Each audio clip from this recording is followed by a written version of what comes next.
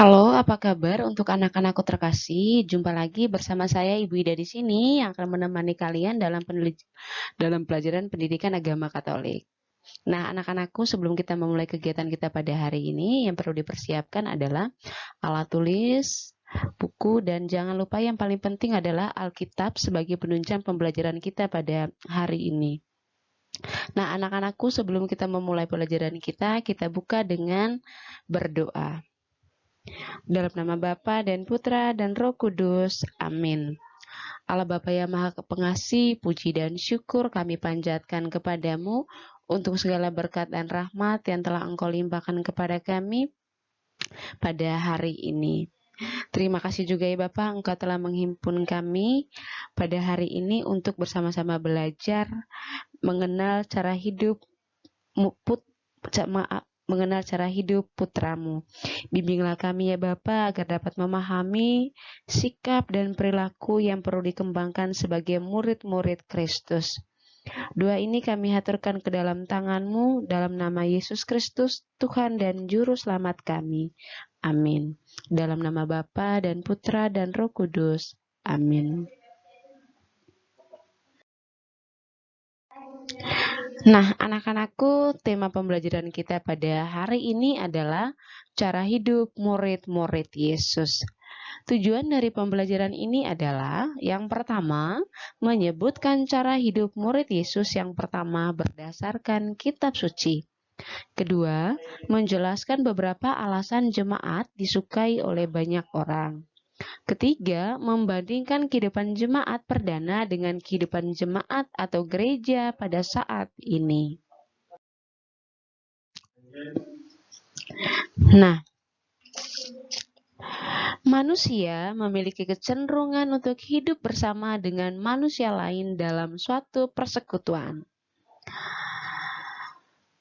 Manusia adalah makhluk sosial, artinya manusia tidak dapat hidup tanpa bantuan orang lain. Karena tidak dapat hidup sendiri, maka hidup di dalam kebersamaan dengan orang lain atau persekutuan atau kelompok merupakan kebutuhan dasar dari setiap orang. Di dalam persekutuan ada beberapa ciri-ciri atau kebiasaan yang ada atau yang hidup di dalam persekutuan. Yang pertama, saling berbagi. Kedua, saling menguatkan. Ketiga, saling mengasihi. Dan keempat, saling memperhatikan.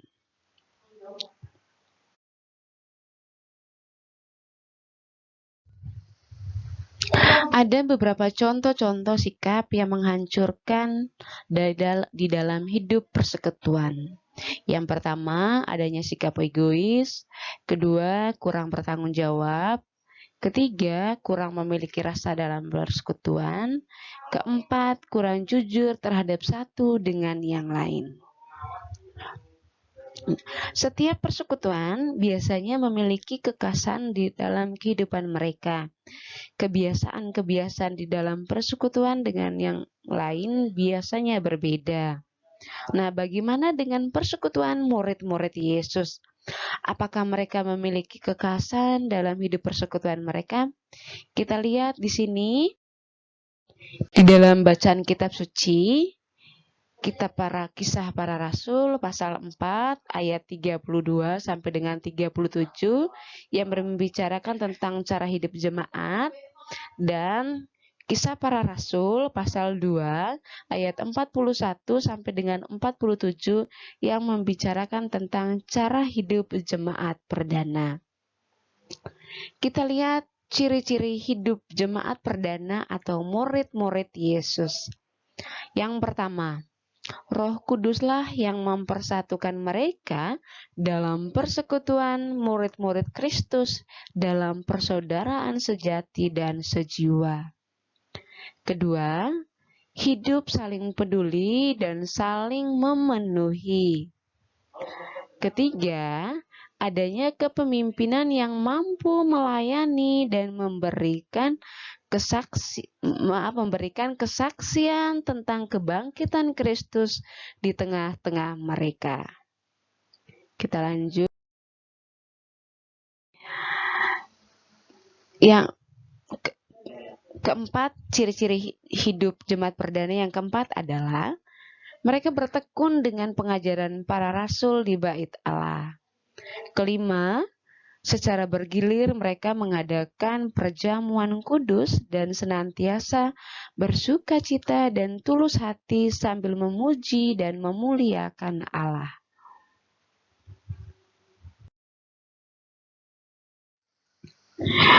Dinamika hidup yang dikembangkan dalam kehidupan bersama jemaat perdana ternyata menjadi daya tarik bagi orang-orang yang ada di sekitarnya. Cara hidup yang demikian mampu menyentuh hati, mewarnai dan menggerakkan kehidupan orang-orang di sekitarnya, sehingga mereka disukai oleh banyak orang. Persekutuan jemaat perdana justru menjadi komunitas yang terbuka untuk setiap orang, sehingga tiap-tiap hari jumlah mereka semakin bertambah. Gambaran yang ideal dari jemaat perdana tersebut dapat menjadi cerminan bagi kehidupan gereja sekarang, meskipun dalam bentuk yang berbeda. Juga dapat menjadi cerminan kelompok atau persekutuan yang kita miliki, sehingga mendorong kita terlibat secara aktif untuk mengembangkan komunitas di tempat kita berada. Nah, ada beberapa gambaran kehidupan jemaat perdana yang menjadi cerminan kehidupan gereja pada saat sekarang ini yang dilaksanakan di dalam beberapa kegiatan. Yang pertama, adanya peribadatan dan sakramen. Peribadatan ini tidak hanya dilakukan di dalam kehidupan gereja, tetapi juga di dalam kehidupan bermasyarakat. Ya, kita tahu di gereja kita melakukan kegiatan berdoa juga, dan di lingkungan masyarakat di mana tempat kita tinggal atau di lingkungan kita mengadakan doa lingkungan bersama, seperti adanya doa arwah misalnya, atau juga devosi kepada Bunda Maria, doa rosario, atau doa lingkungan, ya.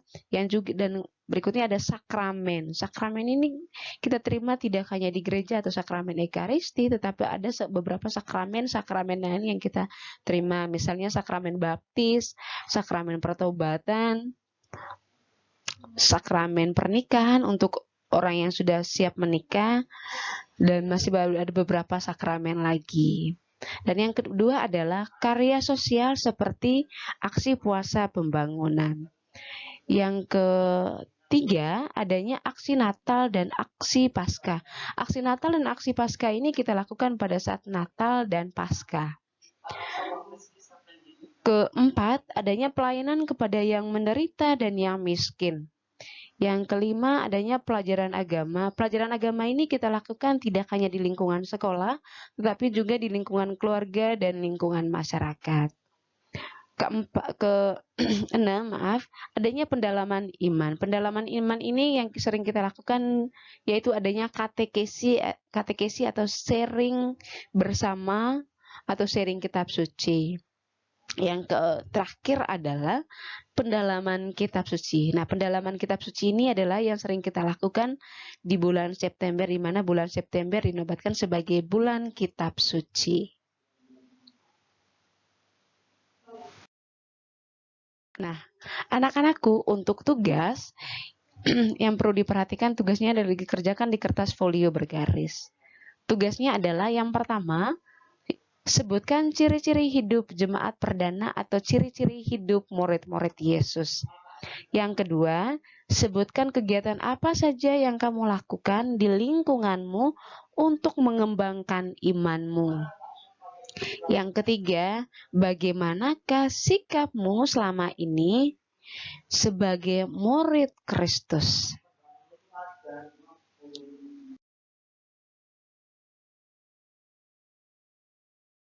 Nah, anak-anakku, untuk hari ini pembelajaran kita sampai di sini. Silakan nanti ditunggu video-video selanjutnya ya. Terima kasih, selamat belajar. Tuhan Yesus memberkati.